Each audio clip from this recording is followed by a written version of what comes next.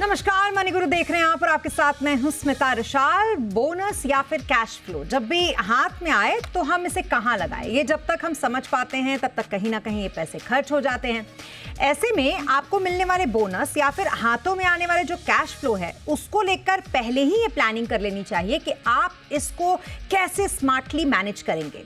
और आज आपकी इस स्मार्ट मनी मैनेजमेंट में हमारे एक्सपर्ट्स करेंगे आपकी मदद। मनी गुरु में हमारे साथ इस शो में चर्चा के लिए वाइज इन्वेस्ट के सीईओ हेमंत रस्तगी और साथ ही mutual fund expert Vishwajeet Parashar इस वक्त हैं। आप दोनों का बहुत शुक्रिया हमारे साथ इस चर्चा में जुड़ने के लिए। तो बोनस मैनेजमेंट के स्मार्ट टिप्स और जिसका है सभी को इंतजार, तो उसको कैसे खर्च करें। सबसे पहले हेमंत जी, मैं चाहूंगी कि आप बताएं कि जो लोगों के हाथों में कैश फ्लो आने वाला हो या फिर वो बोनस अगर पाने वाले हो तो फिर उसको कैसे स्मार्टली इन्वेस्ट करें या फिर कैसे उसको स्मार्टली खर्च करें। जी स्मिता, देखिए, इससे पहले कि ये डिसाइड करें या बात करें कि जो बोनस या जो लमसम पैसा आपके हाथ में आता है उसका क्या करें, आई थिंक एक इम्पॉर्टेंट एस्पेक्ट समझने की जरूरत है। जब हमें बोनस मिलता है, ऑब्वियसली हम काफी मेहनत करते हैं, उसके लिए पूरे एफर्ट्स डालते हैं पूरा साल, उसके बाद हमको वो बोनस मिलता है। मेहनत तो हम बहुत करते हैं बोनस मिलने के लिए, लेकिन अनफॉर्चुनेटली काफी बार हमने देखा है कि जब उसको इस्तेमाल करने की बात आती है तो हमारा जो एटीट्यूड है या हमारा जो अप्रोच है वो बहुत कैजुअल होता है।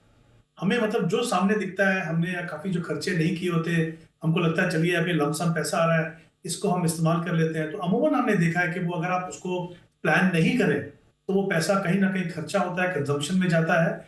उसका कुछ हिस्सा कंजम्पशन में जाना कोई बुरी बात नहीं है।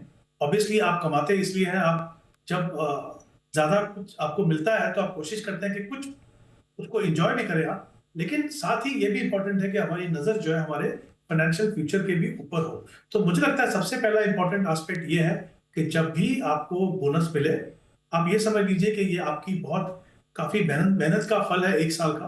तो उसको बड़े अच्छे तरीके से अगर आप प्लान करके इस्तेमाल करें, और क्योंकि ये एक साल की बात नहीं है स्मिता, ये हर साल की बात है। हर साल अगर आप अच्छी कंपनी में काम करते हैं, आप अच्छा काम कर रहे हैं, तो आपको हर साल पैसा मिलेगा। तो ये एक अप्रोच में चेंज लाना बहुत जरूरी है। तो सबसे पहले तो मैं कहूंगा, जब तक आप डिसाइड करें कि इस पैसे का क्या करना है, इसको ऐसी जगह पे लगाइए जो लिक्विड हो, सेफ हो, जहां पे आपको बैंक से ज्यादा पैसे मिले। तो मुझे लगता है सबसे पहले तो आपको जब तक ये डिसाइड नहीं कर पाते हैं, या अगर आपको इस पैसे की जरूरत कुछ समय के बाद है, तो उसको एक लिक्विड फंड में डाल दीजिए ताकि आपको सेविंग बैंक से बेहतर रिटर्न मिले। तो शुरुआत आपको वहां से करना है। दूसरी बात, सबसे पहले आपकी प्रायोरिटी होनी चाहिए कि अगर आपके ऐसे कोई लोन्स हैं जहां पे इंटरेस्ट रेट काफी ज्यादा है, उनको आप प्री पे करने की कोशिश कीजिए। कई बार क्या होता है, जरूरत की वजह से आप या तो क्रेडिट कार्ड में ज्यादा खर्चा कर देते हैं, वो क्रेडिट कार्ड डेट काफी महंगा है, पर्सनल लोन ले लेते हैं। तो सबसे पहला आपकी कोशिश ये होनी चाहिए कि आप उन जो हाई इंटरेस्ट पेइंग जो डेट है उसको आप पहले पे करें। अगर अगर आपका एक हाउसिंग लोन भी है तो हाउसिंग लोन से ज्यादा भी आप इनको पहले रीपे करने की कोशिश कीजिए, क्योंकि हाउसिंग लोन एक अच्छा लोन है। आपने एक एसेट बनाई है, उसके इंटरेस्ट रेट भी कम होते हैं। तो सबसे पहली चीज, जैसा मैंने कहा, लिक्विड फंड में लगाइए जब तक आप डिसाइड नहीं कर पाते, और कोशिश कीजिए कि जो हाई इंटरेस्ट पेइंग डेट है उसको आप पहले प्रीपे करें। जी बिल्कुल, आपने सही कहा। एक्साइटमेंट बहुत ज़्यादा बढ़ जाती है जैसे ही बोनस आपके अकाउंट में आता है, और फिर उस एक्साइटमेंट में हम ये भूल जाते हैं कि इसका हम सही तरीके से भी उपयोग कर सकते हैं, लेकिन हम वो करते नहीं हैं और कई बार वो इधर उधर की चीज़ों में खर्च हो जाते हैं। इसीलिए हम लोगों को बोनस मिले उससे पहले ही हम चाहते हैं कि उनकी स्मार्ट प्लानिंग भी करवा दें। और इसीलिए आपसे मैं जानना चाहूँगी विश्वजीत जी कि आप ज़रा बताएं कि ये स्मार्ट प्लानिंग के आपकी तरफ से क्या टिप्स होंगे लोगों को। बिल्कुल स्मिता, जैसा हेमंत जी ने बोला, बड़ा इंपॉर्टेंट है कि इम्पल्सिव स्पेंडिंग ना करें। क्योंकि ऐसा होता है कि जब बोनस पैसा आता है हाथ में, तो आप सोचते हैं कि किस तरीके से ऐसी जगह खर्च कर दें जहां आपका बहुत ज्यादा मन कर रहा है।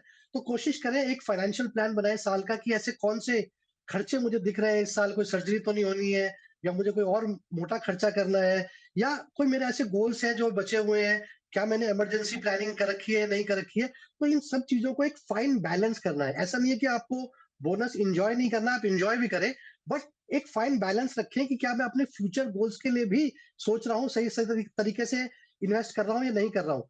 तो मेरे हिसाब से अगर आपने इमरजेंसी प्लानिंग नहीं कर रखी है, जैसा कि कभी भी आजकल आज जॉब बड़ी अनसर्टेन है, कोई इमरजेंसी आ जाती है, मेडिकल प्रॉब्लम आ जाती है, तो आपको ये कोशिश करनी है कि एटलीस्ट अगर आपने अभी तक नहीं करी है, तो अगले 6 महीने का जो आपका खर्च है वो किसी भी लिक्विड फंड अकाउंट में, जैसे अभी हेमंत जी बता रहे थे, किसी भी लिक्विड फंड में या सेविंग बैंक में रख सकते हैं, जाके आपको जो पैसा ऐसा हो, जब आपको जरूरत पड़े आप उसको निकाल सके। और ये सबसे बड़ा बेस्ट फाइनेंशियल प्लानिंग का टिप है। कुछ लोग ऐसे भी हैं जिन्होंने अभी तक इंश्योरेंस नहीं कर रखा, टर्म प्लान नहीं कर रखा या मेडिक्लेम नहीं ले रखा, तो वो भी एक बहुत जरूरी कदम है। अगर आप किसी खर्चे की वजह से नहीं ले पाए तो ये भी जरूरी ले लें, क्योंकि ये इस्तेमाल जो है आपको आने वाले आपकी जो फाइनेंशियल प्लानिंग है उसको हिला सकता है, अगर आपने मेडिक्लेम या टर्म प्लान नहीं ले रखा। थोड़ा सा इंपॉर्टेंट जो मेरे को लगता है कि अगर आपके पास पैसा आ ही गया है तो कोशिश करें, पहले तो जैसा हेमंत जी ने बताया, लोन को अपने पे ऑफ करें, नहीं तो फ्यूचर फाइनेंशियल प्लानिंग के लिए जो आपके गोल्स है, जैसे रिटायरमेंट है या बच्चों की पढ़ाई के लिए गोल है, उसके लिए आप इसको निवेश करें, सही जगह निवेश करें। चाहे तो आपने लिक्विड फंड में रखे और वहां से आप एसटीपी कर सकते हैं अपने गोल्स के लिए, जो जो आपने म्यूचुअल फंड्स ले रखे हैं या स्टॉक्स ले रखे हैं या किसी इन्वेस्टमेंट में, गोल्ड में आपने निवेश किया हुआ है, तो आप उसके लिए ये इन्वेस्टमेंट बहुत अच्छा सोच सकते हैं। और वहां पे आप जब ये करेंगे तो आपके जो फ्यूचर गोल्स हैं वो काफी हद तक प्रोटेक्ट हो जाएंगे। तो मेरे हिसाब से एक फाइन बैलेंस रखें, इम्पल्सिव स्पेंडिंग ना करें और कोशिश करें जो आपके फ्यूचर गोल्स हैं, चाहे वो रिटायरमेंट है, चाहे वो आपके बच्चों की पढ़ाई है, उसके लिए आप एसटीपी के थ्रू उसको इन्वेस्ट करें, ताकि आने वाला फ्यूचर आपका बेहतरीन हो सके। जी बिल्कुल, तो ये कुछ स्मार्ट टिप्स हैं। अगर आपको बोनस मिलता है तो आप इस तरीके से इसको इन्वेस्ट कर सकते हैं। इससे आपका फ्यूचर तो सिक्योर होगा ही, और अगर फ्यूचर सिक्योर रहेगा या फिर फाइनेंशियली आप बहुत स्ट्रांग रहेंगे तो आपकी लाइफ यूं ही अच्छी हो जाएगी। हेमंत जी, अभी भी हमारे देश में एक बहुत बड़ा तबका ऐसा है जिसके लिए कंपल्सन नहीं है इस बात का कि वो इन्वेस्ट ही करे। तो ऐसे में जब उसको कोई अमाउंट मिलता है, चाहे वो कैश फ्लो उसके हाथ में बढ़ जाए या फिर मान लीजिए कहीं से कोई अचानक उसके पास कैश आ जाए, तो शायद उसकी मेंटालिटी जल्दी इस बात की नहीं होती कि वो उसको कहीं छोटे जगह भी इन्वेस्ट कर सकता है, शॉर्ट टर्म के लिए भी इन्वेस्ट कर सकता है, या लॉन्ग टर्म की प्लानिंग में भी उसको ऐड ऑन कर सकता है, एसआईपी में स्टेप अप कर सकता है। ये मेंटालिटी अभी कम देखी जाती है और ज्यादातर ये देखते हैं कि इंपल्सिव शॉपिंग्स कर लेते हैं या घूमने फिरने चले जाते हैं।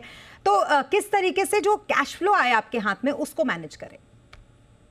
जी स्मिता, आई थिंक आपने बिल्कुल सही कहा। ये बहुत ही इंपॉर्टेंट एस्पेक्ट है। जैसे हमने पहले बात की अभी तक कि कोशिश कीजिए कि अगर आपके पास हाई इंटरेस्ट वाले लोन्स हैं तो उनको रीपे कर दीजिए, अपनी इन्वेस्टमेंट का उसको हिस्सा बनाइए। आपने बिल्कुल सही कहा। देखिए, कई बार क्या होता है, हम हमेशा कहते हैं कि एक डिसिप्लिन इन्वेस्टर बनने की कोशिश कीजिए, लेकिन ये पॉसिबल है कि आपके जो पर्सनल सिचुएशन है आपको अलाउ ना करें कि आप हर महीने एक पैसा इन्वेस्ट कर सको, अगर आपकी रिक्वायरमेंट ज्यादा है तो ऐसे में, और ये तो बात है कि चाहे आपके पास हर महीने इन्वेस्ट करने का पैसा हो या ना हो, लेकिन ये तो बहुत इंपॉर्टेंट एस्पेक्ट है कि आपको अपने फाइनेंशियल फ्यूचर के लिए उसको सेव करने के लिए और ये इंश्योर करने के लिए कि आपके जो गोल्स हैं उसके लिए आपके पास पैसा पर्याप्त हो फ्यूचर में, आपको कहीं ना कहीं तो इन्वेस्ट करना पड़ेगा। इन्वेस्ट करने के लिए आपको पहले सेव करना पड़ेगा। अगर ये सेव करना आपके लिए पॉसिबल नहीं है, जब आपको ऐसा कोई लमसम पैसा मिलता है तो कोशिश कीजिए कि इसको अपने इन्वेस्टमेंट प्लान का हिस्सा बनाए। वो कुछ तरीके से भी हो सकता है। अगर आपने कोई शुरुआत नहीं की, आपके लिए पॉसिबल नहीं है एसआईपी से इन्वेस्ट करना, तो आप इस लमसम से अपनी इन्वेस्टमेंट की शुरुआत कर सकते हो। ऑब्वियसली प्रोसेस वही रहेगा, अपने गोल्स को डिफाइन करेंगे, एसेट एलोकेशन करेंगे, प्रोसेस वही रहेगा, लेकिन कहीं ना कहीं शुरुआत करेंगे। दूसरी बात, कुछ एक गोल्स ऐसे होते हैं जैसे रिटायरमेंट प्लानिंग। वो ऐसा गोल है कि आपको जितना भी अमाउंट हो, आपको कहीं ना कहीं वो एक कंफर्टेबल रिटायरमेंट लाइफ में मदद करेगा।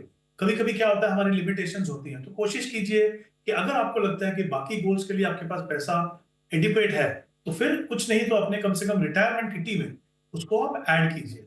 मतलब फोकस कहाँ होना चाहिए कि आप, जैसा मैंने शुरुआत में भी कहा था, जब आप मेहनत करते हैं उसका फल आपको मिलता है, तो उसका कुछ पैसा डेफिनेटली अपनी सेल्फ डेवलपमेंट में भी लगा सकते हैं। अगर आपको लगता है कि करियर ग्रोथ के लिए आपको हायर एजुकेशन करनी है तो उसको भी कर सकते हैं। कभी कभी कुछ हिस्सा आप ट्रेवल के लिए भी लगा सकते हैं। लेकिन जो बड़ा जो अमाउंट है, बड़ा जो हिस्सा है, वो कहीं ना कहीं आपके इन्वेस्टमेंट प्लान का अगर उसको हिस्सा बनाएंगे तो आप देखेंगे कि आप अपने फाइनेंशियल फ्यूचर को सिक्योर करने में एक काफी इंपॉर्टेंट स्टेप लेंगे। जी बिल्कुल। और एक और दूसरा बहुत ज़्यादा जो आजकल ट्रेंड है वो है घूमने जाने का, खास करके विदेश घूमने जाने का। और जब भी कभी बोनस का पैसा अगर हाथ में आए या फिर किसी तरीके का कैश फ्लो आपके पास आए, तो विश्वजीत जी, परिवार को ये लगता है कि क्यों ना घूमने निकल जाएं। अभी यहाँ पर जो लोग इस वक्त ये शो देख रहे हैं और जो हमें सुन रहे हैं, उनके लिए ज़रा बताइएगा कि वो ये गिल्ट फील ना करें कि अगर बोनस उनके पास आता है तो वो घूमने जाएं या कर्ज चुकाएं। दोनों में से क्या ज़्यादा इंपॉर्टेंट है और क्या दोनों ही ज़रूरी है? देखिए, बिल्कुल स्मिता जी, आपने बिल्कुल ठीक कहा कि दोनों ही जरूरी है। घूमना भी ज़रूरी है, लाइफ को एन्जॉय करना भी ज़रूरी है। आपकी ये मेहनत का पैसा आपको मिला है, रिवॉर्ड मिला है, तो उसको एन्जॉय करना आवश्यक है। लेकिन सबसे पहले अपना कर्ज़ जितना आप कम कर सकते हैं, उससे आपको जो पीस मिलेगा, वो घूमने जाने से कहीं बेहतरीन होगा। घूमने जाना ज़रूरी है, ज़रूरी नहीं है कि आप इंटरनेशनल ट्रिप्स पे जाएँ, बहुत ज़्यादा खर्च करें। कुछ छोटे वेकेशंस भी प्लान कर सकते हैं, विद इन इंडिया भी घूम सकते हैं। तो अपना कर्ज़ जितना कम करेंगे, जितना अपना लोन को अपना कम कर पाएँगे, या जो हाई इंटरेस्ट लोन्स हैं उनको जितना कम कर पाएँगे, उतना ज़्यादा एन्जॉय कर पाएँगे लाइफ को, और आने वाले समय में भी आप घूमने जा सकते हैं। तो कोशिश करें, कर्ज़ को कम करें, लेकिन अगर आप कंट्रोल में हैं, बैलेंस में हैं, तो ज़रूर घूमने जाएँ, और अपने बोनस को एन्जॉय करना भी उतना ही आवश्यक है, जितना कि आप इन्वेस्ट करते हैं अपने पैसे। जी, तो कुल मिलाकर बात यहाँ पर ये है कि थोड़ा बचाएं, थोड़ा खर्च करें, लेकिन इसका मतलब ये नहीं है कि पूरा ही खर्च कर दें।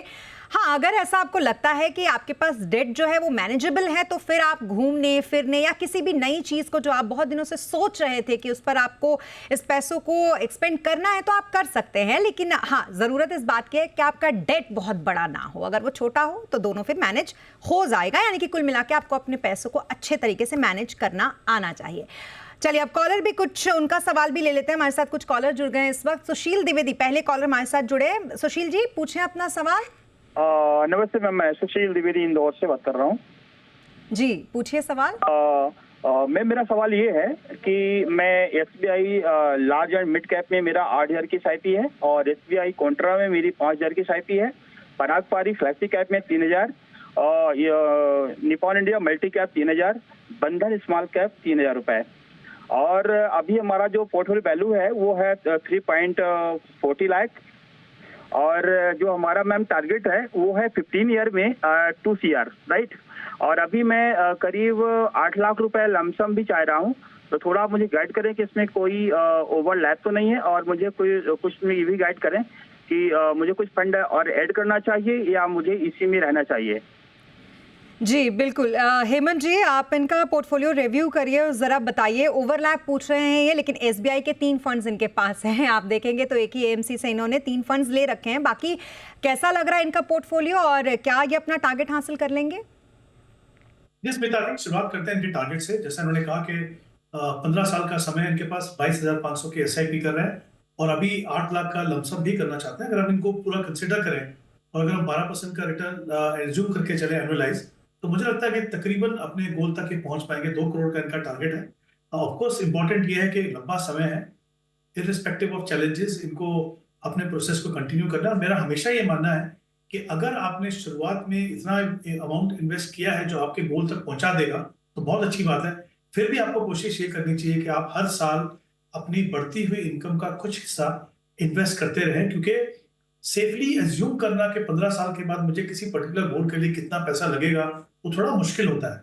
तो अगर आपके पास ये क्षमता है और क्षमता रहती है, अगर हम थोड़ा डिसिप्लिन रखें, तो कोशिश कीजिए कि आप थोड़ी अपनी इनकम का कुछ हिस्सा जो है अपने इन्वेस्टमेंट में लगाते रहें, ताकि आपको बड़ा कॉर्पस मिले। तो एक तो ये पहला इंपॉर्टेंट एस्पेक्ट। दूसरा, अगर मैं इनके पोर्टफोलियो की बात करूं तो आई थिंक ब्रॉडली पोर्टफोलियो अच्छा है। 1-2 चीजें हैं मुझे लगता है वो इनको कंसिडर कर सकते हैं। वो एक तो SBI large and mid cap, उस फंड में बने रह सकते हैं, लेकिन वहां पे 8,000 की इन्वेस्टमेंट कर रहे हैं, मुझे लगता है थोड़ी ज्यादा है। उसको 2,000 से आप कम कीजिए, 6,000 पे रखिए। मैं उस प्रोपोर्शन की बात कर रहा हूँ ओवरऑल जितना आप इन्वेस्टमेंट कर रहे हो, तो 2,000 वहां से आपको एडिशनल मिलेगा। दूसरा, इनके जो बैलेंस एडवांटेज फंड है SBI का, उसमें सिर्फ 500 रुपए की इन्वेस्टमेंट है। पहली बात तो ये अमाउंट बहुत कम है, अननेसेसरी एक फंड पोर्टफोलियो में बढ़ा हुआ है। दूसरा, बैलेंस एडवांटेज जो है वो एक मीडियम टर्म के लिए सही है। जब आप चाहते हैं कि इक्विटी में जो एक्सपोजर है वो रिस्ट्रिक्टेड हो, तब अच्छा है। लेकिन ये लॉन्ग टर्म में जब 15 साल के लिए आप इन्वेस्ट करते हो, आप प्योर इक्विटी फंड में जा सकते हैं। तो मुझे लगता है ये जो 2,500 रुपए जो है, इनके पास एक फंड है Nippon India multi cap fund, उसके अंदर आप ऐड कर दीजिए, तो फंड कम होंगे और मुझे लगता है कि एलोकेशन इक्विटी में बढ़ेगी। तो जो हमने एजम्पशन लेके चले हैं रिटर्न की, शायद उससे बेहतर भी रिटर्न इनको मिल सकता है। तो पोर्टफोलियो अचीव होगा, कोशिश कीजिए स्टेप अप करने की। और तीसरा, कंसोलिडेशन कीजिए और एक सही कैटेगरी में पैसा लगाइए, एक दूसरी कैटेगरी से निकाल के। जी बिल्कुल, तो ये सलाह है हेमंत जी की आपको, और मुझे लगता है अगर आप सुन रहे होंगे सुशील जी, तो बेहतरीन इस सलाह के साथ आप आगे जैसा कि आप चाह रहे हैं वैसे अपने टारगेट को अचीव कर लेंगे। All the very best.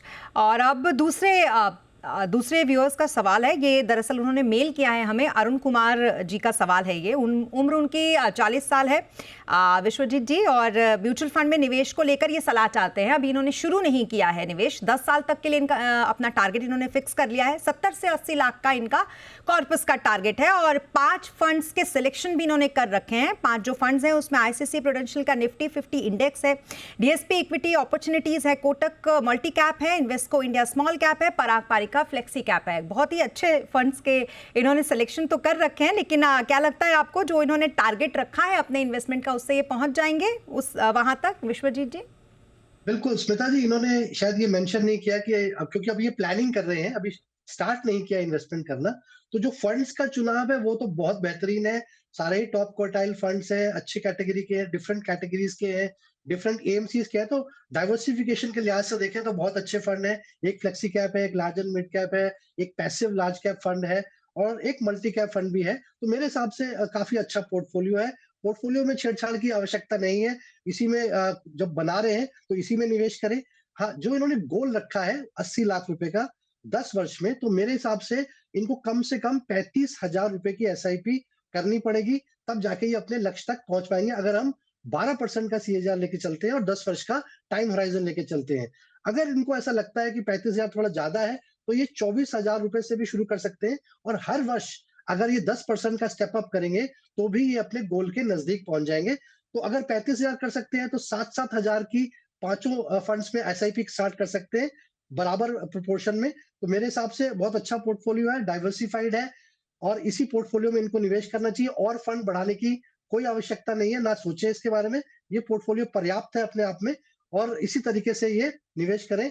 35,000 रुपए कर सकते हैं तो बहुत अच्छी बात है, नहीं तो 24,000 के साथ स्टेप अप करें हर वर्ष 10% का, तो अपने गोल तक बिल्कुल आराम से पहुंच जाएंगे। जी हाँ, तो आपको 2 यहाँ पर ऑप्शन दे दिए हैं विश्वजीत जी ने। एक तो या तो 35,000 से आप शुरुआत कर सकते हैं, और अगर आपको ये अमाउंट ज्यादा लगता है तो आप 24,000 से भी शुरुआत कर सकते हैं, लेकिन हाँ, एनुअली आपको इसमें 10% का स्टेप अप करना पड़ेगा। तो कुल मिलाकर ये अगर आप करते हैं तो फिर जो पोर्टफोलियो से आप चाहते हैं वो रिटर्न आपको आगे हासिल हो। इसी के साथ रुकेंगे यहाँ पर एक छोटे से ब्रेक के लिए। ब्रेक के बाद जल्द होंगे हाजिर, आप बने रहें हमारे साथ।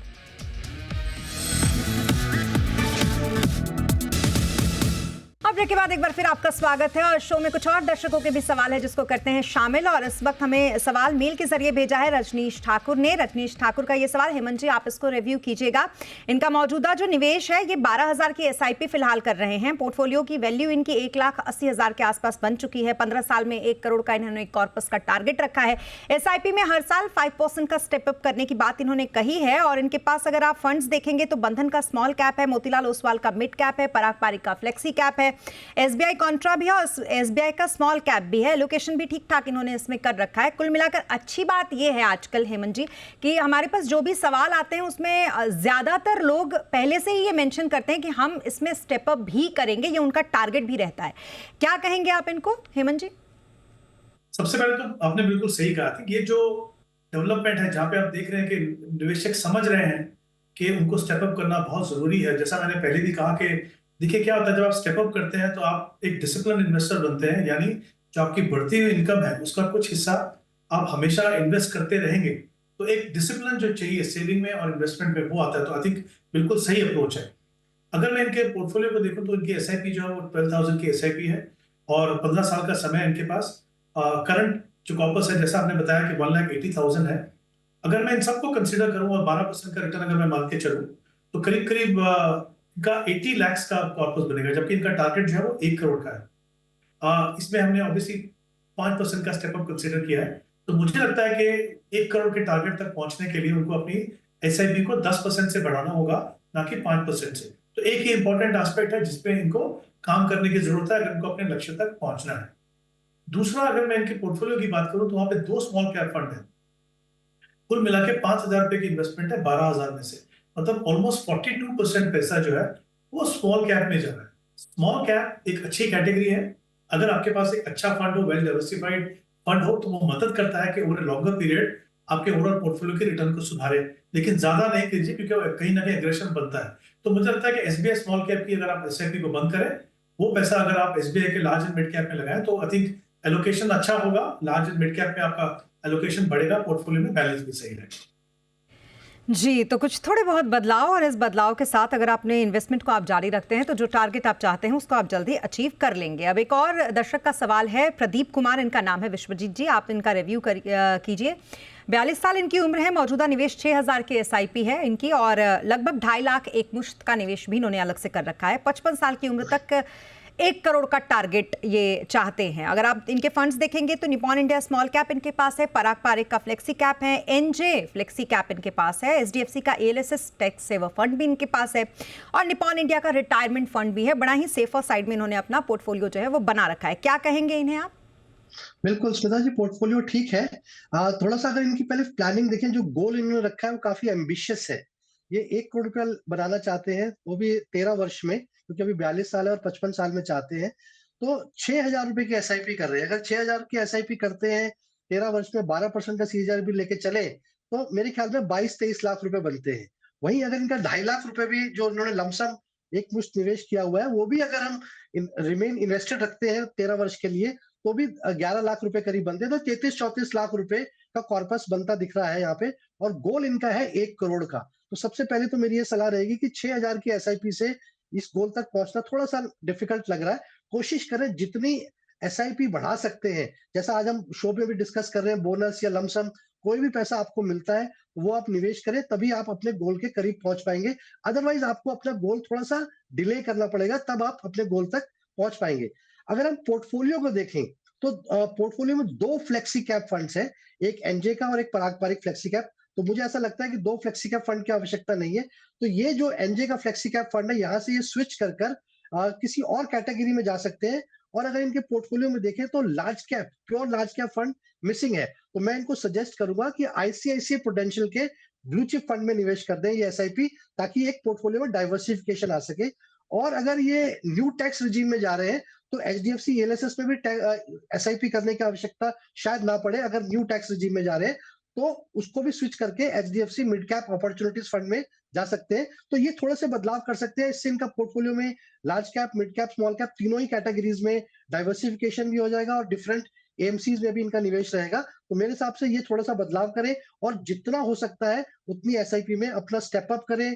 बोनस, लमसम जो भी आपको मिलता है उसको निवेश करें, तभी आप 1 करोड़ के लक्ष्य तक पहुंच पाएंगे। बिल्कुल, तो एक छोटी सी जो चेंज है वो आपको करना पड़ेगा, और जाहिर तौर पर अगर आप न्यू टैक्स रिजीम को ऑप्ट करते हैं तो ज़रूरी नहीं है कि आपको ALSS फंड में इन्वेस्ट करना पड़े, वो टैक्स बचाने की यहाँ ज़रूरत ही नहीं पड़ती। तो इसलिए आप जो अपना निवेश है उसको आप स्विच कर सकते हैं जो ALSS फंड में आपने कर रखा है। इस बीच एक छोटा सा सवाल हेमंत जी आपसे ये है कि आप अगर देखेंगे जितने भी पोर्टफोलियो का रिव्यू यहाँ पर हुआ, उन तमाम में जो टारगेट थे वो टारगेट कहीं ना कहीं ऐसा लगता है कि लोग इन्फ्लेशन का ख्याल नहीं रखते हैं। अगर 55 साल की उम्र में उनको 1 करोड़ रुपए चाहिए, वो आज उस 1 करोड़ को बहुत बड़ा अमाउंट मान रहे हैं, लेकिन वो ये भूल जाते हैं कि 13 साल के बाद उसकी वैल्यू 1 करोड़ नहीं रहेगी। क्या आप मानते हैं कि इस बात में कहीं ना कहीं मिसिंग है? बिल्कुल बिल्कुल, काफी बार ऐसा होता है कि जब लॉन्ग टर्म में हम जो गोल बनाते हैं, और इनफैक्ट मैंने शो में कहा भी था कि काफी बार क्या होता है कि आपको ये डिटरमिन करना मुश्किल होता है कि कितना पैसा लगेगा, 2 कारण से। एक, अगर आपने इन्फ्लेशन को कंसिडर नहीं किया, दूसरा आपका लाइफस्टाइल जब तक आप रिटायर तक पहुंचेंगे तब तक कैसा रहेगा वो एज्यूम करना थोड़ा सा मुश्किल होता है। तो आई थिंक सबसे इंपॉर्टेंट चीज, इन्फ्लेशन को हमेशा कंसिडर कीजिए, नहीं तो जितना पैसा आप एक्यूमुलेट करेंगे और जितना आपको करना है उसमें बड़ा गैप रहेगा। दूसरा इंपॉर्टेंट चीज हमेशा ध्यान रखिए कि टारगेट को आपको समय समय पे रिवाइज करना है। अगर आपके रिटायरमेंट 15-20 साल के बाद है, तो जो गोल आपने आज बनाया है वो गोल वो सस्टेन नहीं करेगा वहां पे, तो डेफिनेटली हर 2-3 साल के बाद आपको गोल को अपने आप को रिवाइज करना है। तो ये 2 इंपॉर्टेंट एस्पेक्ट है जो आई थिंक कहीं ना कहीं ये इंश्योर करेंगे कि आपको रिटायरमेंट के समय पे कोई मायूसी ना हो। और इसकी बहुत ज़्यादा ज़रूरत है कि आप हर बार इन्वेस्टमेंट करने में इस बात का ध्यान रखें। बहुत शुक्रिया आप दोनों का हमारे साथ